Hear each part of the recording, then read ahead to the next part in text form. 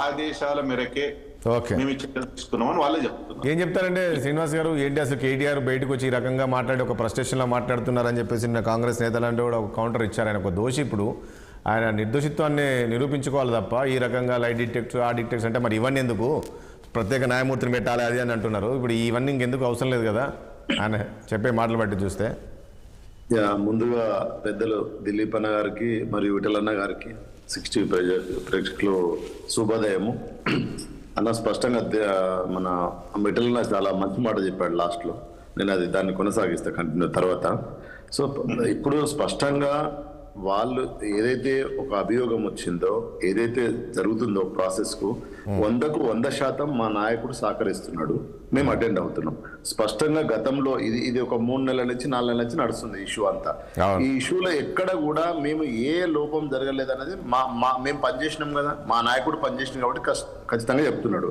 So కాబట్టి ఇక్కడ ఎక్కడ లోపం జరిగితే, అది ఏదైనా జరిగితే దానికి మేము శిక్ష పడతాం, దానికి సిద్ధంగా ఉన్నామని కూడా చెప్తున్నాం. కానీ కక్షపూరితంగా కుట్రపూరితంగా రాజకీయాలు చేయాల్సిన రాజకీయాలు చేయకుండా ఓన్లీ వచ్చిన వెంటనే మీరు చెప్పిన వాటిని అమలు పరచకుండా డైవర్షన్ పాలిటిక్స్ చేస్తే ఈ ప్రభుత్వం చూస్తుంది. నేనేమంటున్నా, ఇద్దరు అన్నలు చెప్పింది నేను రెస్పెక్ట్ చేస్తున్నా. ఏదైతే జ్యుడిషియల్ ఉందో, ఏదైతే జ్యుడిషియల్ కంట్రోల్ నడుస్తుందో విచారణకి ఏ రోజు కూడా మేము ఎగ్జామ్షన్ అడగలే, ఏ రోజు కూడా రామని అడగలే, ఏ రోజు కూడా బరాబరి జబర్దస్త్గా పోయినాం. వాళ్ళు అడిగిన ప్రతి ప్రశ్నకు మా నాయకుడు స్పష్టంగా సమాధానం ఇచ్చిండు, శాంతియుతంగా మాట్లాడి బయటకు రావడం కూడా జరిగింది. వచ్చినాక కూడా మేము మీడియాకు స్పష్టంగా మాట్లాడినాం, ఈ తెలంగాణ సమాజానికి కూడా చెప్పాల్సింది కూడా చెప్పినాం.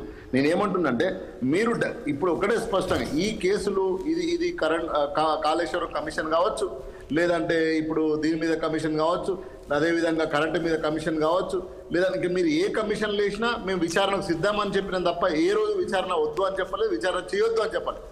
ఇది క్లియర్. అసలు కొట్టేయమని చెప్పారు కదా, మీరు భలే ఉన్నారు, కోర్టుకి వెళ్ళిండ్రు, అసలు ఇది కేసే కాదు, ఫాల్స్ కేసు కొట్టేయని చెప్పి మీరు అన్యాయంగా అన్న. ఇప్పుడు కరెంటు మీద స్కామ్ జరిగింది అంటే మా మాజీ మంత్రి అయిన జగదీశ్వర్ రెడ్డి గారు కరెంటు మీద కమిషన్ చేయమని చెప్పిండు, కమిషన్ వేసి తేల్చమని చెప్పిండు. అన్న ఈ రాష్ట్రాన్ని తీసుకొచ్చిన వాళ్ళము, 10 ఏళ్ళు సేవ చేసిన వాళ్ళం తెలంగాణ సమాజానికి, మేము అకౌంటబిలిటీకి ఉన్నాం, ఇక్కడ నుంచి ఏం పారిపోతలేము, ఎక్కడికి వెళ్ళిపోవట్లేదు. ఒకటి. రెండో విషయం ఏంటంటే, నేను ఏదైతే జ్యుడిషియల్ ఉందో, ఏదైతే ఈడీ ఎంక్వైరీ కావచ్చు, ఏసీబీ ఎంక్వైరీ కావచ్చు, రేపు సిబిఐ ఎంక్వైరీ కావచ్చు.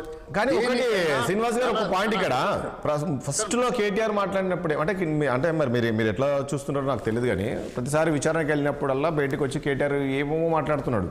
So first time case book చేసినప్పుడు ఆయన మాట్లాడింది ఏంటి, అసలు ఇది అధికారులకు సంబంధం లేదు, నేను చెప్తేనే చేశారని చెప్పారు. సెకండ్ టైం మళ్ళీ ఏ రకంగా మాట్లాడడం మీరు కూడా చూశారు. సో నిన్న ఈడీ విచారణలో కూడా ఇదంతా కూడా అధికారులు చూసుకోవాల్సింది కదా, నిబంధనలన్నీ కూడా అధికారులు పాటించాల్సింది. సో నేను చెప్పి ఈ రకమైన కామెంట్ చేస్తే కేటీఆర్ రిప్యుటేషన్ పడిపోతుందేమో అనిపిస్తుంది. అంటే ఎందుకు ఈ రకంగా మాట్లాడుతున్నాడు, నిన్న కూడా ఆ కామెంట్స్ కూడా. అన్న రాజేష్ అన్న, లోపల ఏం జరిగింది, ఏం ప్రశ్నలు అడిగినారు, ఏం సమాధానం చెప్పింది అన్నది మీకు తెలియదు, నాకు తెలియదు. అదే కదా. రెండోది, స్పష్టంగా ఒక మంత్రి అంటే ప్రాసెస్ లో గవర్నమెంట్ లో స్పష్టంగా మంత్రి నిర్ణయం తీసుకుని అధికారులు అమలు చేస్తారనేది ఇది జగమెరిగిన సత్యం, ఇది పెద్ద రాకెట్ సైన్స్ ఏం కాదు, స్పష్టంగా.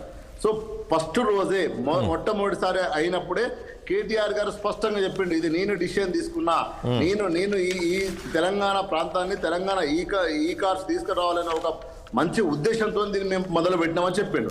నేనేమంటున్నా, మీరు డబ్బులు కూడా ఇప్పుడు ఈడీ అంటుండు కదా, ఎక్కడికైతే బయటికి పోయినాడు, బ్యాంకు టు బ్యాంకే పోయినాయి. ఏ బ్యాంకు పోయినా నీ చేతుల నుంచి నా చేతులకు రాలే, లేదా గవర్నమెంట్ అకౌంట్ నుంచి మా ప్రైవేట్ వ్యక్తికి ఏం పోలేదు, అకౌంట్కి వెళ్ళినాయి. సో ఎవ్రీథింగ్ అకౌంట్ వెళ్ళిపోయింది, కానీ ఇదే ప్రొసీజర్ ఫాలో అవ్వలేదనే కదా, ప్రొసీజర్ అనేది ఫాలో అవ్వలేదు అన్నది కదా. అదే అన్న, ఇప్పుడు అది మీరు ఎంతసేపు ఉన్న అమౌంట్ ఇక్కడ ట్రాన్స్పరెంట్ కనబడుతుంది కదా, అక్కడ నుంచి అటు వెళ్ళింది అంటున్నారు కదా, దానికంటే ఒక ప్రొసీజర్ అది ఫాలో అవ్వలేదని ఈరోజు అందరు క్వశ్చన్ వేస్తుంది కదా అన్న. మనం అందరం ప్రశ్నలు వేస్తుంటారు, ప్రశ్నలకు సమాధానాలు చెప్తున్నాం. నేను అది కాదు క్వశ్చన్. ఇప్పుడు తేల్చాల్సింది ఏంది, ఈడీ, ఏసీబీ, జ్యుడిషియల్ కాదండి. ఇందులో ముఖ్యమంత్రి ఎందుకు పదే తీసుకొస్తున్నారు, లైట్ డిటెక్ట్ సిద్ధమా రండి, నేను మీ ఇంటికి వస్తా, లేదు అంటే మీ చౌరస్తాకు వస్తా, లేదు అంటే అక్కడికి వస్తా, ఇక్కడికి వస్తా, అక్కడ ముఖ్యమంత్రికి ఏ సంబంధం? మంచి ప్రశ్న అడిగినారు. వాళ్ళు 6 గ్యారంటీలు, 13 హామీలు, 420 పెట్టి చేసి బయలుదేరింది కదన్నా. అధికారం ఇచ్చారు కదా, మంచి అవకాశం ఇచ్చారు కదా, వాళ్ళు మొత్తం డైవర్షన్ పాలిటిక్సే కదన్న. ఒక్క నిర్ణయం అన్న ఈరోజు దిలీప్ అన్న అడగమనండి, దిలీప్ అన్న అంటే నా గౌరవం, పెద్దలు, నా గురువు లాంటి ఒక్క నిర్మాత్మకమైన నిర్ణయం తీసుకున్నారా అన్న? ఈ రోజు ఒక 2 నెలలంతా ఏంది హైడ్రా, 3 నెలలంతా మూసి, 4 నెలలంతా ఇది. ఎక్కడన్నా మీరు ఒక్క విధి నిర్ణయం అన్నా తీసుకున్నారా? ఈ రోజు రైతు భరోసా అన్నారు, ఇప్పటి వరకు వేసిండ్రా అన్న? ఎన్ని పండుగలు పోయినాయి? అంటే నేనేమంటున్నా స్పష్టంగా డైవర్షన్ పాలిటిక్స్ నడుస్తుంది.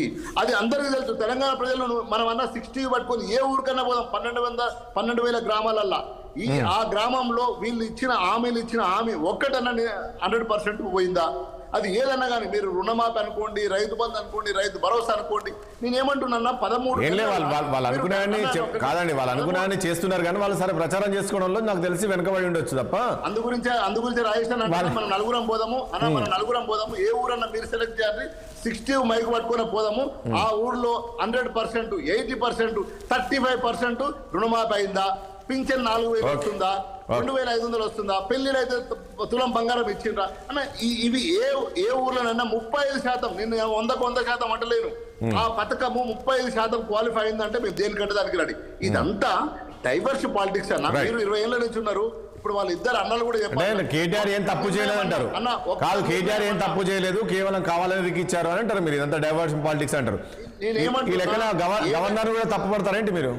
నేనేమంటున్నా, ఏదైతే ప్రాసెస్ ఉందో దాన్ని మేము గౌరవిస్తున్నాము, మేము అటెండ్ అవుతాము.